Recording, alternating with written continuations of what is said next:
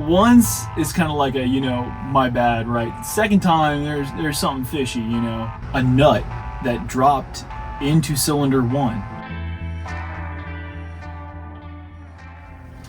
What's going on, everybody? Sherm here. I am in the bus right now. I'm in the back area here, and it's looking rough. The bench is a little worse for wear. I'm just going to kind of talk about some of the procedures that I was doing in last episode. I didn't do many of them right at all. The symptoms that I've been having for the longest time have been the backfiring throughout the exhaust and then the backfiring through the carburetor. That has been driving me insane, as well as the little knocking, which I think we solved that issue.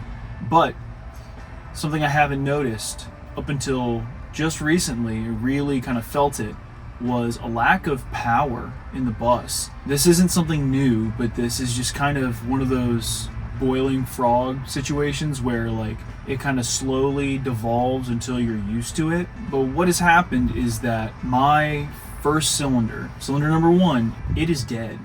It is a dead cylinder. It gives me no power whatsoever. So effectively, the bus has been running on 3 cylinders ever since I started posting videos. Way before that, I'm going to tell you guys a little bit of a story here. Back when I was in college and I was driving the bus around, I didn't really know how to do too much work on my bus. My engine I got as a crate motor, and I never really broke into an engine at that point. I just knew how to take out the engine, wire it up and slap it back in. I didn't know about taking the heads off. I didn't know about replacing pistons. I didn't know anything about anything. I was a naive young little boy.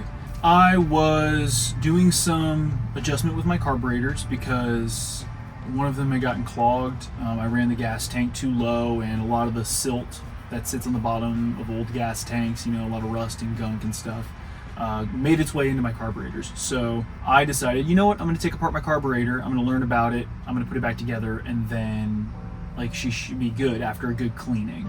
I did that. I started up the engine, and I heard the scariest noise that you can ever hear after doing a carburetor job or anything with an engine, and that is the loudest, scariest knocking noise I have ever come across, and probably will ever come across. Fingers crossed. That ended up being a nut that dropped into cylinder 1. So I took out the spark plug, I fished around with a magnet, and nothing was coming out. And every time I'd restart it, I would hear it. You could hear it in that cylinder. I definitely knew something was there. And so I decided, okay, you know what? I'm going to tear apart my engine. Pulled it out, pulled off the right side with cylinders 1 and 2 there. Pulled it off. Lo and behold, M8 size nut buried into the head of cylinder 1. It scared the pants out of me because I very well could have ruined my engine right there.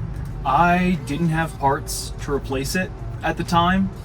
I looked online, I kind of debated for a while whether or not I should replace the piston head or not, and I looked at the side of the piston. I figured, hey, I think she'll be okay. As long as I remove the nut, I'll be okay. So I removed the nut, everything was fine. I say everything was fine. My tiny little baby brain was like, yeah, it's fine, whatever. A couple months go by, right? And I'm just kind of cruising along with Lily. We're about to go to a car show not too far away from home. I'm probably about 20 miles or so from the house, and I was about to drive 3 hours to go to a car show. Coming down a hill, and I hear that same, and I just flashbacks, stop everything. I turned the car off, I pulled into a parking lot, and I called a tow truck. And I was mad.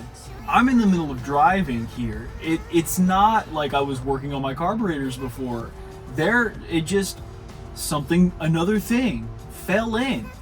So I got home, pulled the engine again, took off the head, pull up, I found cylinder 1, lo and behold, another nut, the exact same size. But here's the real kicker, is that there are no M8 size nuts anywhere near my carburetor or above it. Like, there's nothing in this area right on the top deck, because I would have like opened up the top area. I'd have had access to the top of the carburetor there, and there's nothing in here that has that size of a nut. I can't believe this. It's a second one, imprinted literally not far at all from the first one. And so once is kind of like a, my bad, right? Second time, there's something fishy, Never found out what was fishy going on with it, but I like to think that somebody out there is trying to get me. So I'm real cautious. You see me plugging up everything every time I look away from it. That's why, because I'm terrified of dropping something else in my engine. So needless to say, that time I said, okay, I need to replace this piston head, because I just don't trust how close it is to the edge there. With the Volkswagen engines, you can actually remove the cylinder. We call them jugs, because they look like big old jugs. So I didn't replace the jug because it looked in fine condition. I inspected it, looked good, no scrapes, no indents, nothing like that. Piston head, however, not so much. A relic. This is the piston head that was inside of my engine. And as you can see, right there, let me get up real close so you can see that sucker. Yeah. Not great, not great. I don't remember which one was the first and which one was the second, but the same size. So I decided to take off the piston and replace it. And I replaced it with the piston head from my original engine that was in here. It is one of the only remaining parts of the engine still in this bus. It is one of the original piston heads from the original engine in cylinder 1. The cylinder that I'm having problems with now. I believe I know now what my issue was then. And that has been plaguing me for about 3 years now, 4 years maybe. It's been a long time. This piston head is bigger than the one that's in cylinder 1 right now. So the issue is I'm not getting enough compression on that cylinder. I had run the compression test twice, and I ran it wrong twice. So the way that you're supposed to do a compression test is that you're supposed to have the throttle either slightly open or all the way open. Doesn't really matter, it just has to be open somewhat.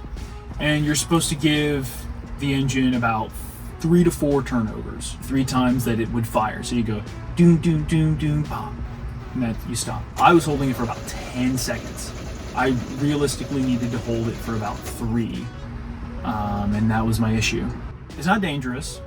If you have a dead cylinder yourself, you're fine. It'll be okay. You can still drive.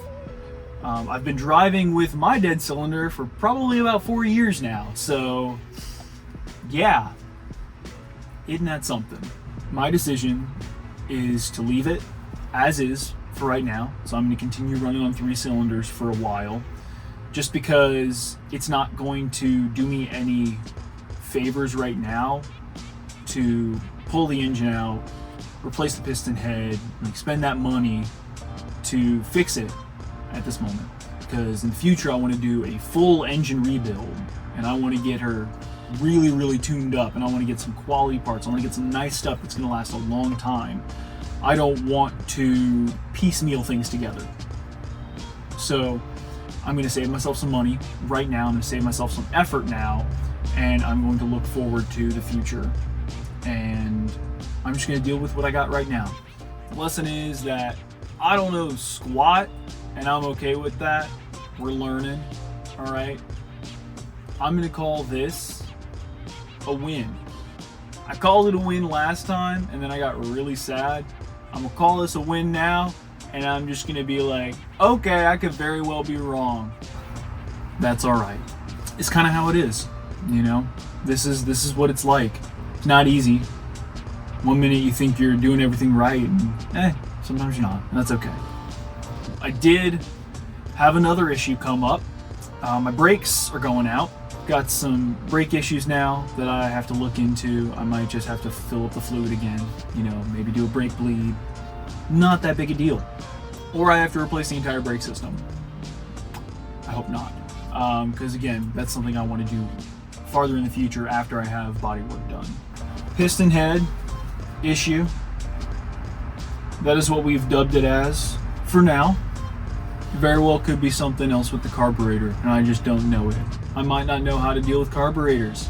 Maybe I'll go to fuel injected. Maybe I'll put a Subaru engine in here. I have no idea.